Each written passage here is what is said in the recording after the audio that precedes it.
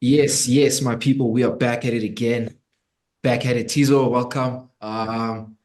It's another Hey, my bro. installment on the football bias, you know. Um, there's not really much to say, man. There's not really much to say. First of all, let's say hi to the people, everybody viewing. Shout out, these really help me, man. They help me digest, when we chat, bro, to digest what's happening in the game, what's happening at the results, just everything, man. It's a good outlet.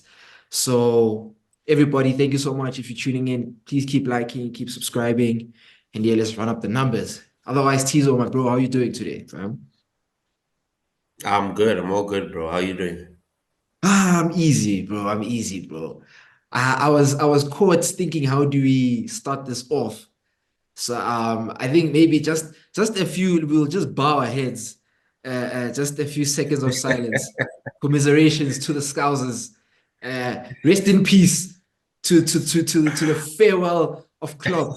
Just a second, bro. Join me, man. This is serious. Just a few Aish. seconds of silence. Amen. Thank you. Yes, commiserations to all you Scousers. I Aish, love it. tough time. I Yeah. love it, man. So yes, man, a three-horse race has now turned into two as Liverpool effectively like just dumped themselves out with poor performances against Palace, poor performance against West Ham. It's just been utterly poor, man.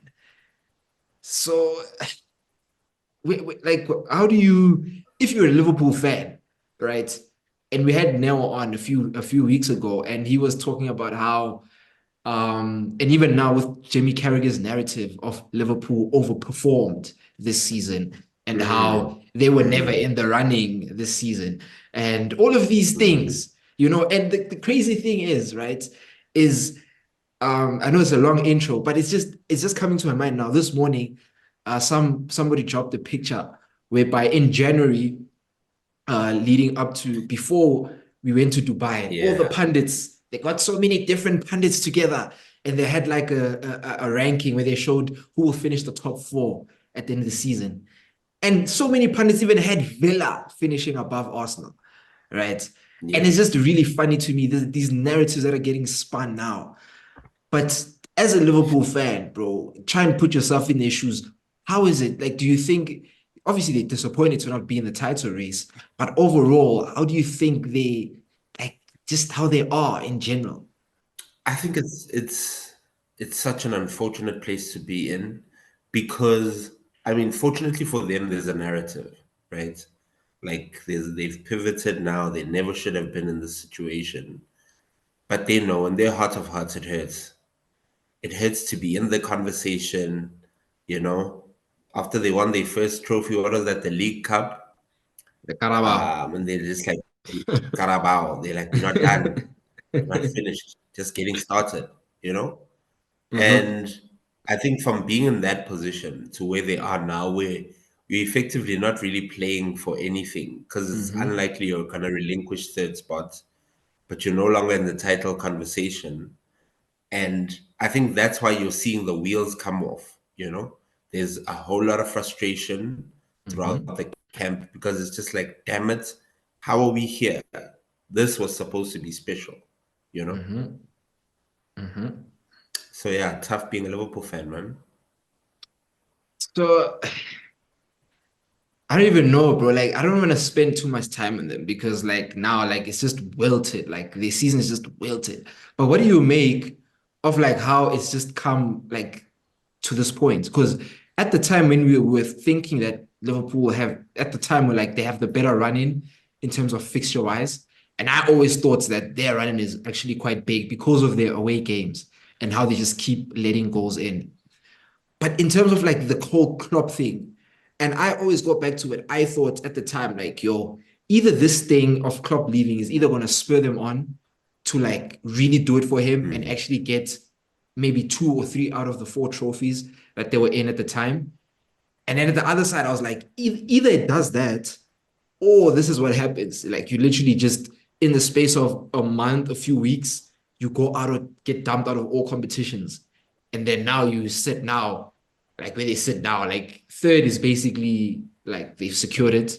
They got a Carabao Cup. Do you think this season was a success for them? No, I think it'd be yeah, like I'd be very shocked to hear anyone say it was, you know, because what did you really do? I mean, they'll speak about progress. Last season, they finished outside the top four. Now they're in Mm, it, but they shouldn't be finishing outside of it anyway, you facts. know? Um, and when you look at who's going to be transitioning, you're losing your coach who effectively made you into like what you are. You know, he made you into a Mm-hmm. challenger. That's who you're losing. Someone new has to come in.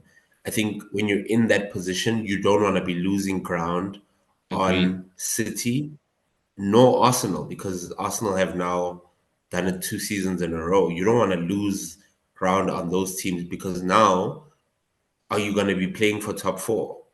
You know, Mm-hmm. we've seen that teams generally don't challenge for titles when they're transitioning.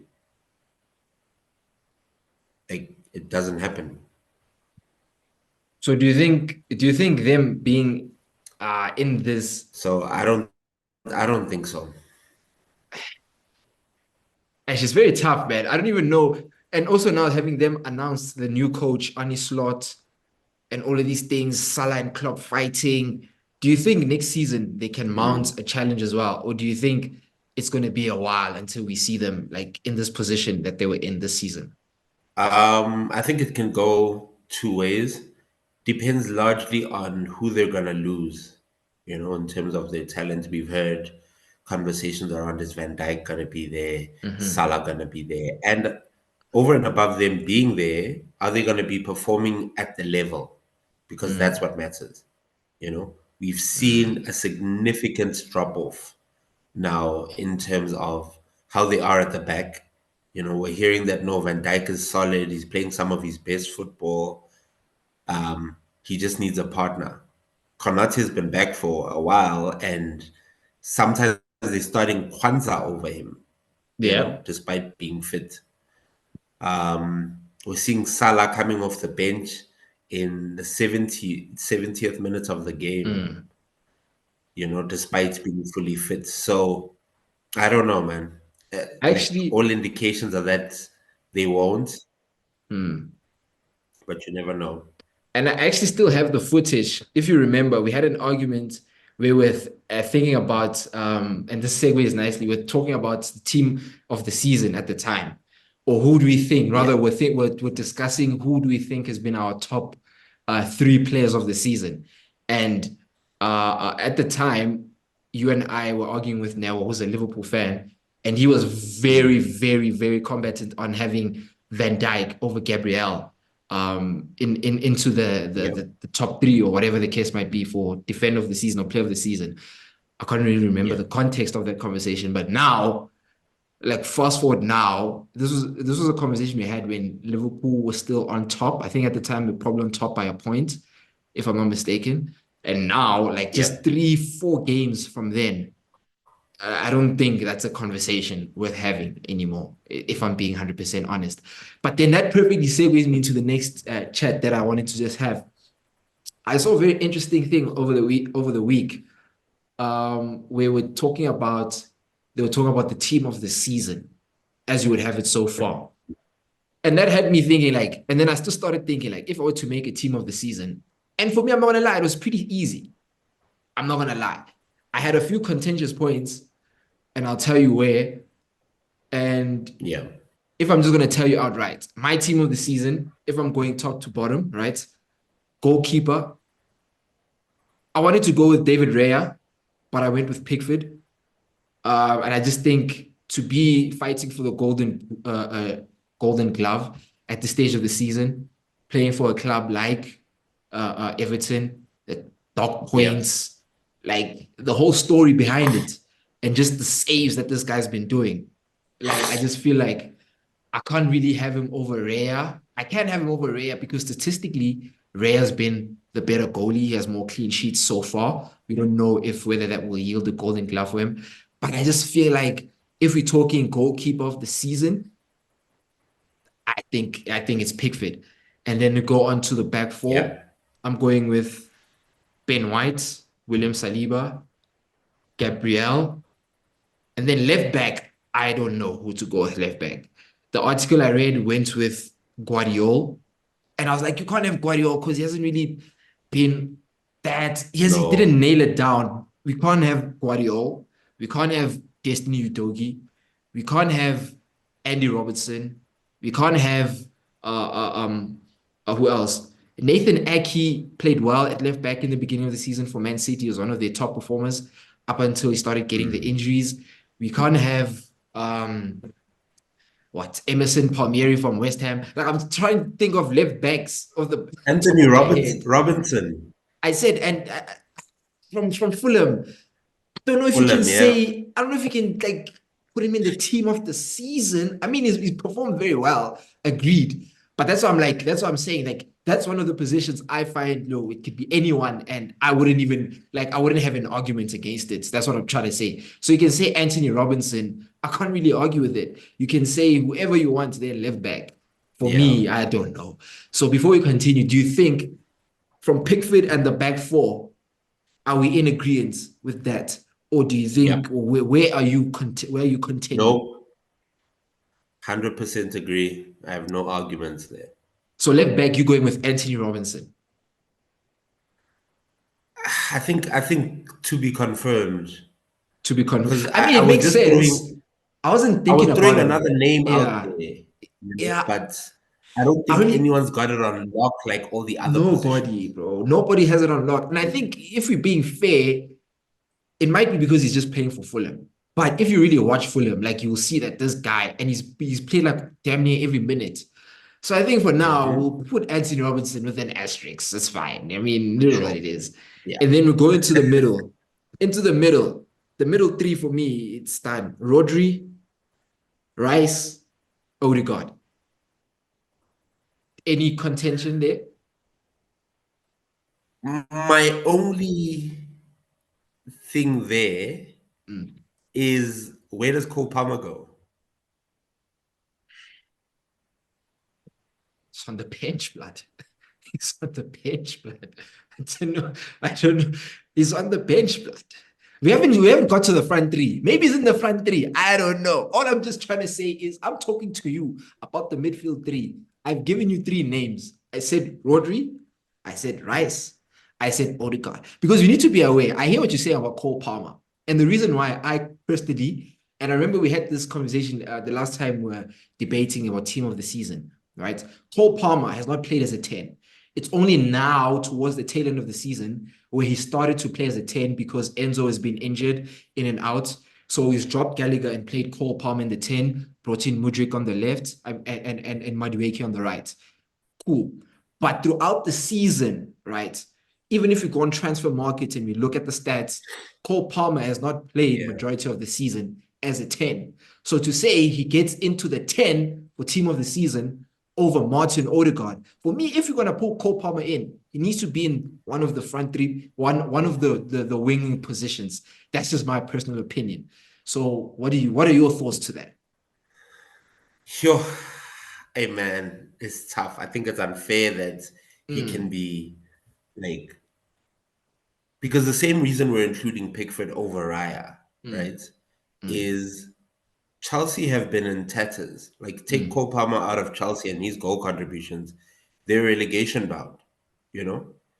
Um I hear what you're saying. and I hear what you're saying. That's why I'm also conflicted because there has to be a place for Cole Palmer in the team of the season. I agree with that 100%. And this is where now the contentious part comes in. For me, if you're going to put Cole Palmer into the team of the season, right? It's between yeah, him and Bukayo Saka, in my humble opinion. And for me, being a Saka fanatic, I don't put Cole Palmer over him because this is the Premier League team of the season, and Bukayo Saka is not like he's well behind Cole Palmer in the numbers. He's right up there with the numbers, goal contributions wise, right? And he's challenging for the title, which you're supposed to be doing to be in the team of the season. So I'm just trying to say to you, I can agree with you. If you want to put Cole Palmer into the team of the season, it's going to be either for, or let's finish it off, right? Front three, we didn't finish off the middle three, bro. Do you agree with Rice for now? Rice, Rodri, and Odegaard for now. Do you agree? There's an asterisk on Odegaard. Sure. Sure. And then front three, I went with Bukayo Saka, Phil Foden, Ollie Watkins. That's my personal team of the season that I think is fairly balanced in every way, shape, or form. The only problem for me is Cole Palmer has to go in there. But after I've named Yeah. it out for you and I've laid it plainly and simply out for you, bro, who does he go in there? Who does Cole Palmer take out of the team of the year? And for me, bro, you can't say Saka. Okay, bro. Maybe I'm biased. I agree. Maybe I'm biased. So I'm here for you. You are the voice of reason here to tell me if am I being too biased, because I personally feel that we cannot negate the fact that he is the top performer in a team challenging for the top award of winning the league. So now, if you're going to shoehorn Cole Palmer in, it has to be for Bukayo Saka and Martin Odegaard. And where do you stand between that? I think he comes in for Martin Odegaard, Yeah. unfortunately. Mm, I think as much as he hasn't played as a 10, when you mm, look at, I agree that he has to get in. That's without a mm, question. mm, Palmer has to get in, and I don't think Erdegaard has been better than Saka for Arsenal, mm, and by virtue of that, that's kind of why I'm putting him there, which is quite unfortunate because when we did this at the beginning of the season, you mm, gave me a tough time for including mm. Erdegaard. Maybe I was Heavy. seeing into the future, you know. But yeah, it's unfortunate Erdegaard misses out, but Yeah. look, such is the form of Palmer, man. It's been insane. It's been insane. And I'd have to agree with that because being somebody who has had a keen eye watching on Odegaard's performances, right? I can confidently say that his performances pre-January were enough to get by. But post-January, Yeah, post-Dubai, that's when we saw the actual Martin Odegaard. And it came out that he was suffering from like, I don't know if it was a groin or a hernia injury. So he was suffering from yeah. the longest of time. And that break in Dubai allowed him to sufficiently recover. And that's why now we've been seeing the best of him. So I think I'd agree with that we'll definitely have to put Cole Palmer in. I don't want to I hate Chelsea, but Cole Palmer is just like he's just a G, man. Like it's mad to see Yeah. somebody have such a season, especially coming out from Man City. And people when you went there, I was like, yo, they just dropped like 45 M's on Cole Palmer. It didn't really make sense to me Hmm. because they had just bought Madueke and they had just bought Sterling and they already had Mudrik and they already had like they just had so many wingers. So I was like, where is Cole gonna play? But man, it's just like he took to it like a duck to water. So on also something on Cole Palmer, right? A lot of Chelsea fans. I mean, agreed. If I was a Chelsea fan, I'd big him up as well. He's been their star performer. Do you think, in the case of Cole Palmer, right, that Yeah. his ceiling, because now these Chelsea fans they want to compare him to a Foden and a Saka. We've got numbers, we've got years, we've got like we've got very like a broad. What's the word I'm looking for? Um, damn, it's this word is escaping me. But anyway, like we've got a broad viewing Body of work. time, body of work. Thank you. They've got a good Yeah. body of work. They've got years. They've put in the numbers. And Cole Palmer has come in a very nonsense Chelsea team, to be fair, and Yeah. he's done the things. Fairly, there's a lot of penalties because if we have to say it, to be honest, Kai Havertz and Cole Palmer have scored the same amount of non-penalty goals. So the penalties have been very beneficial for him. But granted, because I don't want to Mhm. take away from the penalties, because to score each and every of those penalties, Yeah. and I remember the one against City last minute.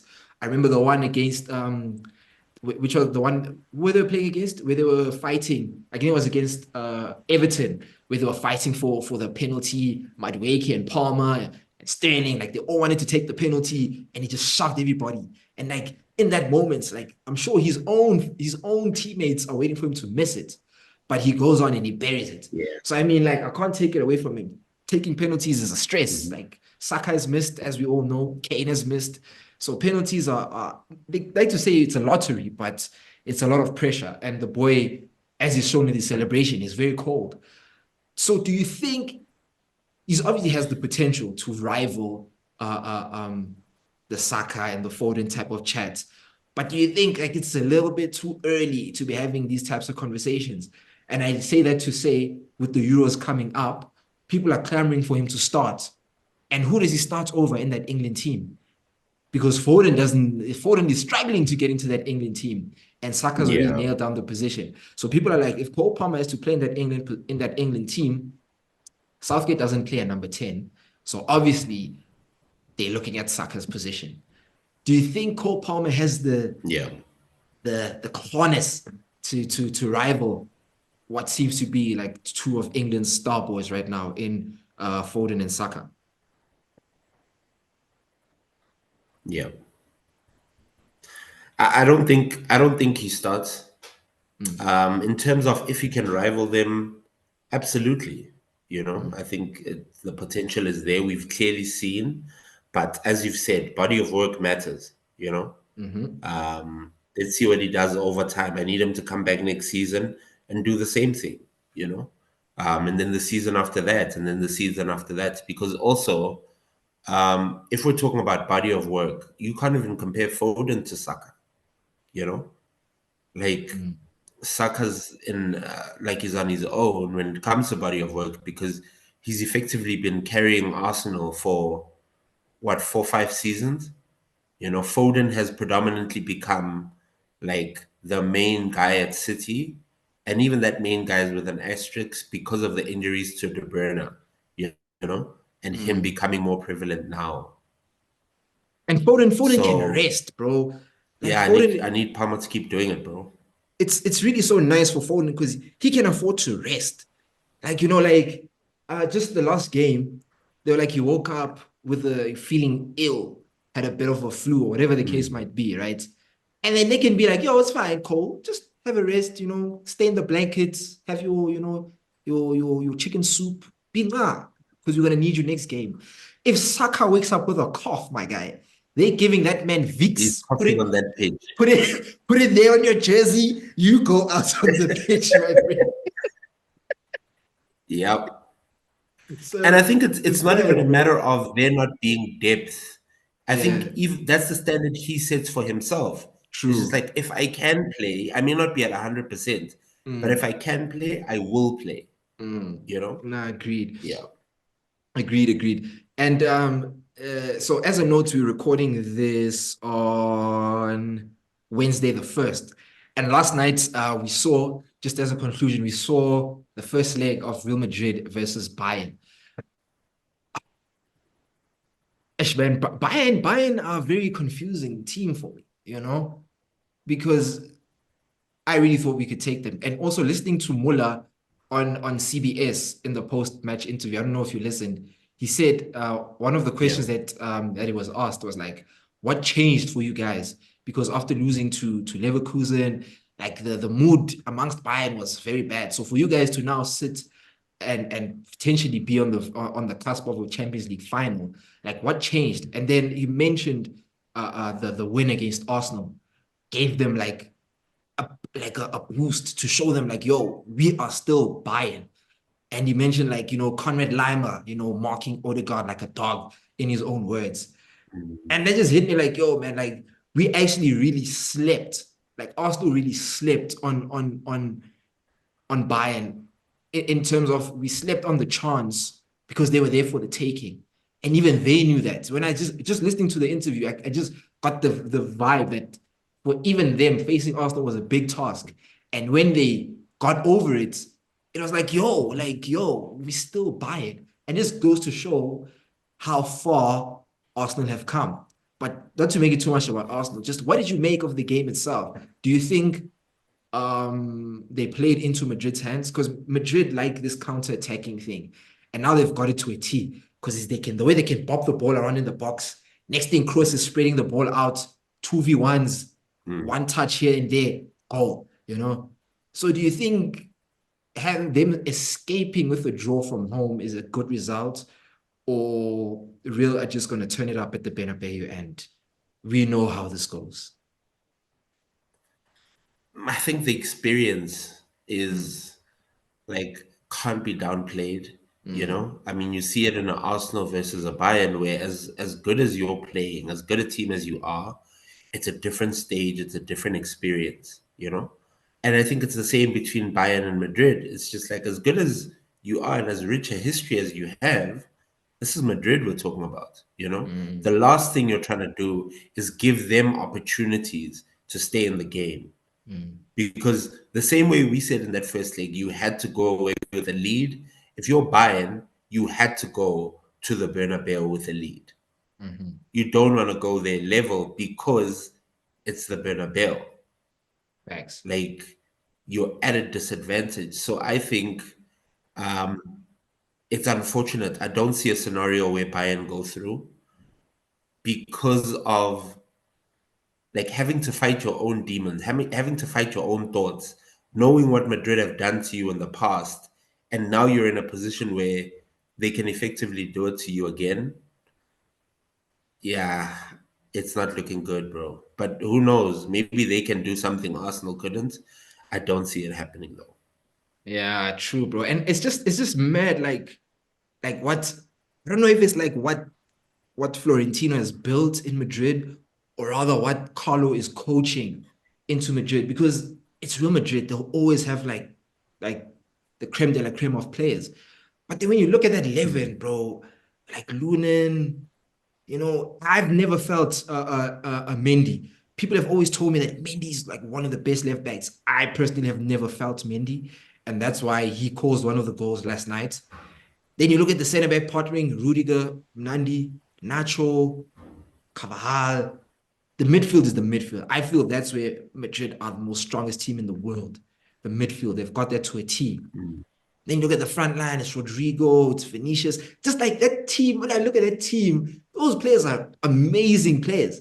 But just collectively, those names, they don't roll off the tongue, man, like BBC, Modric. And even though those guys are yeah, still there, but when it was the real Galacticos, it's just like, but like even if you listen to Chouameni also on CBS, he was like, the interviewer asked him, you guys were playing a deep block and all these things, hitting on the counter. It's like, no, we are Real Madrid. We know that the opposition will have stages in the game where they want to get a goal and they attack us.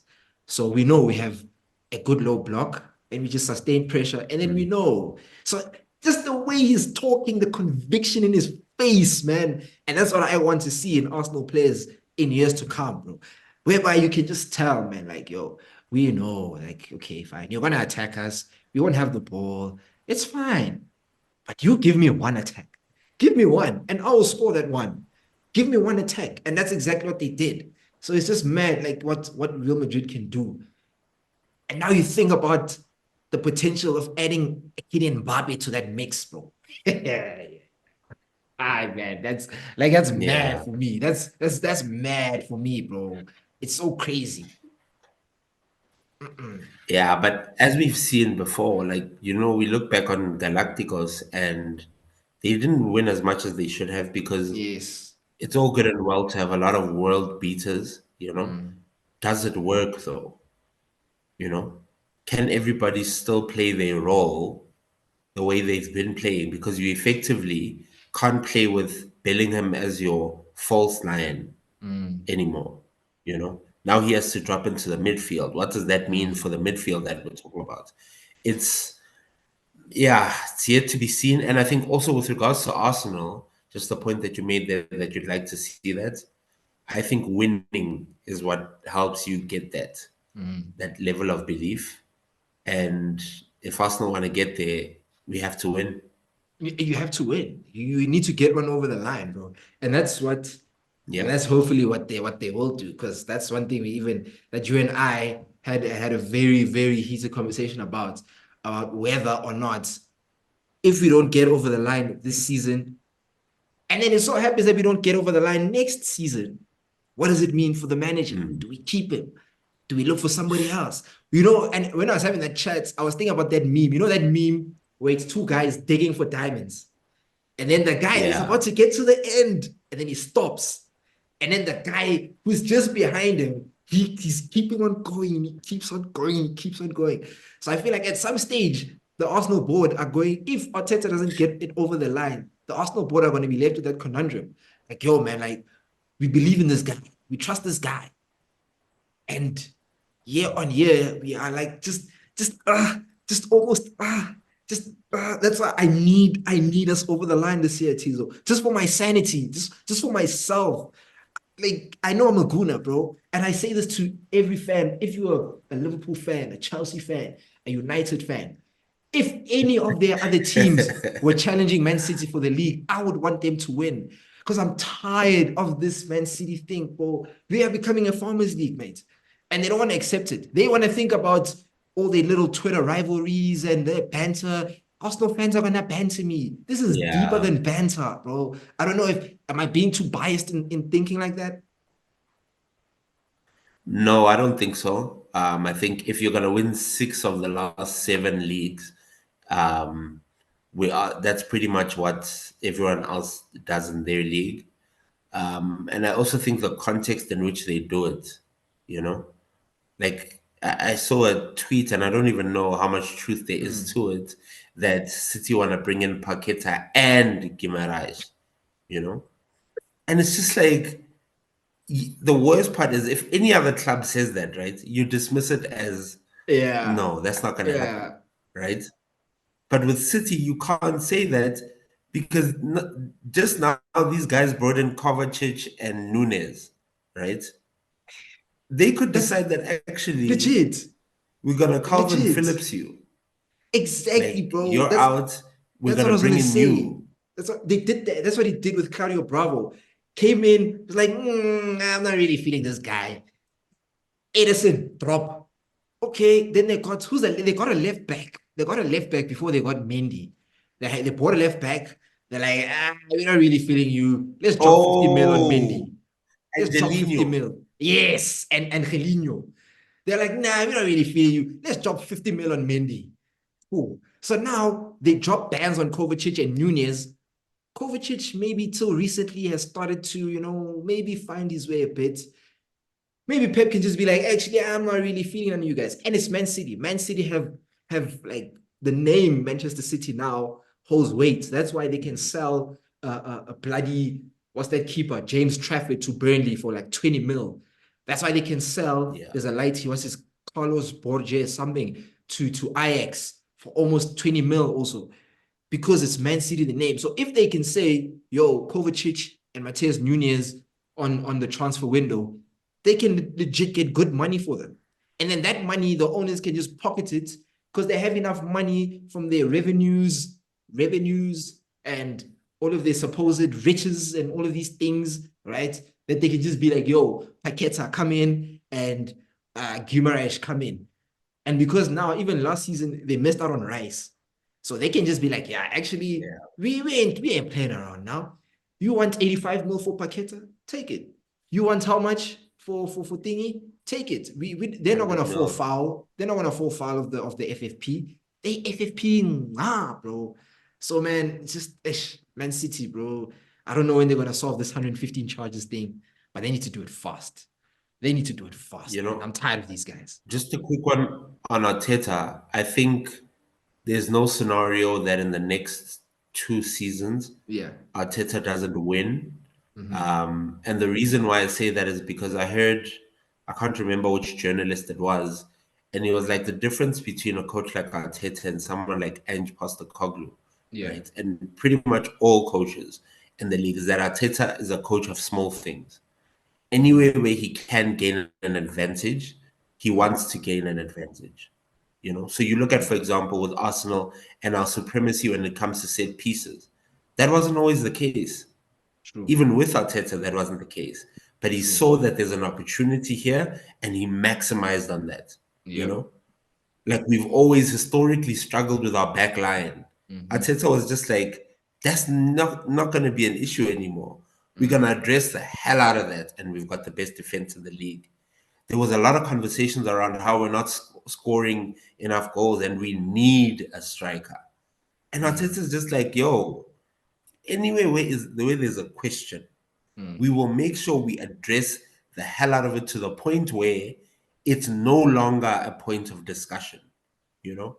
So I think that there's no way you can do that and have it not lead to winning.